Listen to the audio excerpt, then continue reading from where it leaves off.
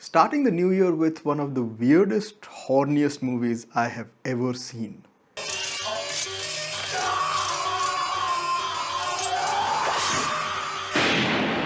Tetsuo the Iron Man is a 1989 Japanese film by Shinya Tsukamoto. It stars Tomorowo Taguchi and music by Chu Ishikawa. So, if you look up the definition of avant garde, it basically means new and experimental ideas in art, literature, or music. And this sort of falls smack dab in the middle of that. So, this is probably one of the most experimental movies you will ever see.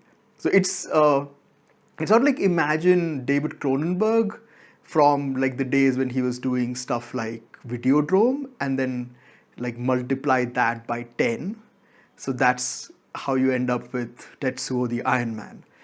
So I'm going to try and explain the plot to the best of my abilities because the film has a plot. Like that's the good thing about the movie because it's not like, even though it's just an hour long, it's not like it's just a random collection of stuff happening on screen. There is a plot here. So I'm going to try my best to sort of explain it. So the movie starts off with this guy who is in like an abandoned factory, and the opening is like the goriest bit of the movie. So he takes a knife and sort of slices his leg open, like his thigh, and he shoves like a giant metal rod inside it. And if you read the full name of the movie, it says Tetsuo the Iron Man, the Metal Fetishist, which explains what is happening. And then he sort of bandages up his leg and faints because naturally he's just sliced open his leg. And then when he wakes up, like a couple of days later or whatever, the leg is all infected naturally because you just shoved a piece of metal into your leg. So he panics and he's running off to the hospital, and he gets run over by a car. So the car is being driven by our main character, whose name I don't remember, and his girlfriend. And he's just a normal salary man, like that's the Japanese term for just, an office worker.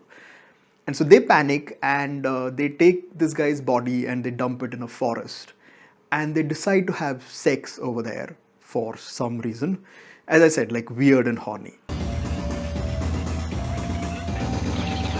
And then the weirdness starts, which is like the next day he wakes up and he goes to the train station to catch a metro to work, and there is this woman who attacks him and she's got like a metal heart or something.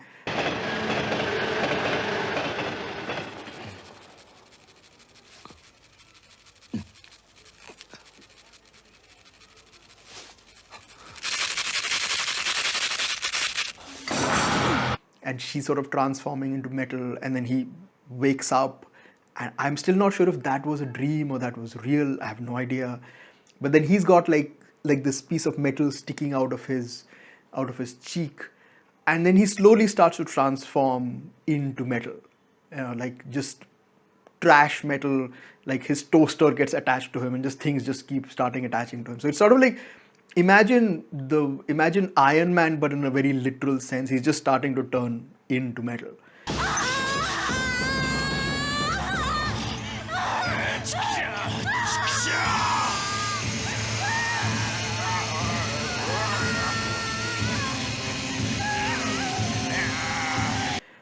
And that's the movie. And then some other things happen, but yeah, that's what it is. So I can't really say if there are positives or negatives about the movie because it is so strange that either you like something like this or you don't. So first of all, like because there is a plot and it's just an hour long, I never really got bored. Like there was always stuff happening and I was sort of wondering like, where is this going? So, that is a good thing. Okay, the second thing is the makeup work and the prosthetics are excellent. Even though they are a little over the top. Like reading about it on Wikipedia was like the first time they put all the makeup and the metal pieces on the hero, he couldn't get out of the chair. Like, it was that heavy. So yeah, so that stuff is really good. And then there's a lot of stop motion work in the movie, which is done extremely well. Like, there's an end battle that happens between him and, like, sort of the villain, and which is sort of like he's got like telepathic abilities, and they don't run. They kind of, it's sort of like, imagine if you move a few steps and then someone takes a photo, then you move further a few more steps and someone takes a photo, and then you sort of just keep doing that, and then just string all those photos together. So it's sort of like you're moving without moving. So they kind of do stuff like that, which looks very cool.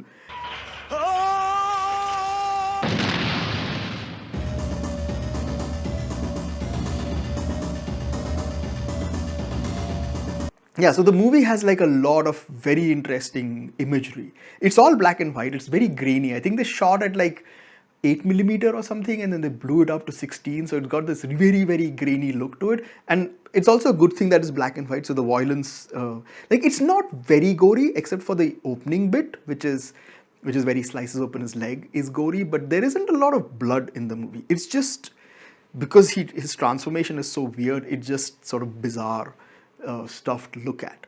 What also works with the movie is the music. Like, the music is excellent.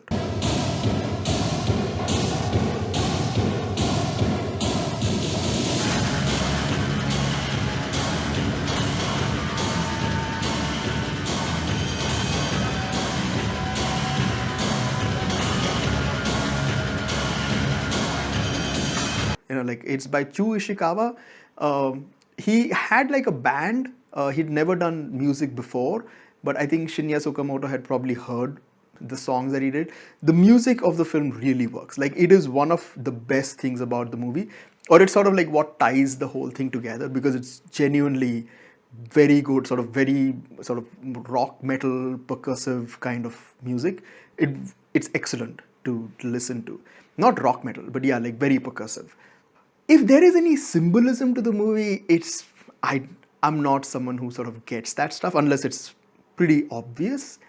Even though, like, the director sort of spoke about it, saying that uh, uh, he wanted to make something to sort of shake people out of their monotony. So it's like the Japanese work life is very monotonous. Like, people go to work and do work and come back. So he just wanted to make something to sort of rebel against that, which is sort of, you can see, like, if you read that and you watch the movie, you kind of get that.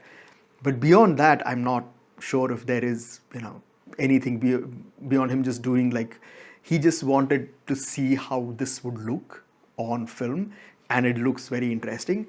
As I said, like, I don't have any negatives for the film. Like, I can't really tell you if this is.